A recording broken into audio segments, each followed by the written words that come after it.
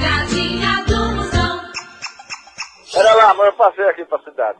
Ah, então o senhor, então eu não vou poder levar não, minha tia aí não, porque é um escandalista.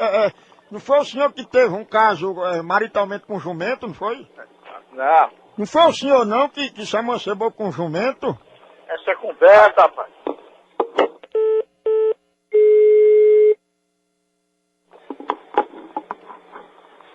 Alô?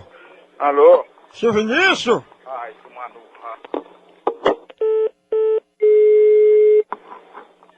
Quem é esse? Alô, seu Vinícius? Diga quem é. Sou eu, rapaz, Tony. Você desce de frescura, viu, caba fresco? Parece que é gay.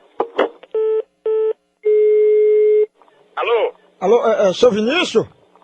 Não, não é Vinícius não, rapaz. Quem que tá falando? Não, é porque... Chame ele! Chama ele por quê, rapaz? Quem é você? Chame ele! Fala direito, seu filho da p***. Quem é você? Você tá pensando o quê? Epa! Você tá ligando pra ele, né, seu filho de rap... Ei, ei, pare com isso! Vai com isso o quê, rapaz? Você Vai não... tomar no p... pra lá, rapaz. É o que, me? Vai tomar no seu p... Você tá ligando pra ele aqui. Chame ele! Chama ele o cara... Chama ele, é minha p... Seu filho de rap... Olha, eu soube que ele... Você só um cara...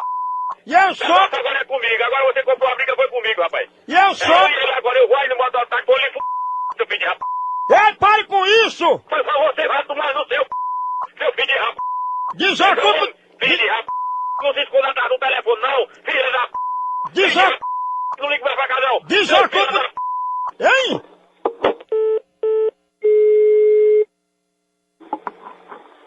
Alô? Alô, seu Vinícius, eu liguei nesse instante aí, atendeu um caba velho aí, safado, sabe? Ah, vai te lascar, filho de rap... Desliga o telefone que eu quero ligar pra ele, desligue! Liga isso, o quê? Filho de rap... Tomado... Filho de... Tchau! Calma, é seu p... no meu... Seu filho de rap... Vai tomar no...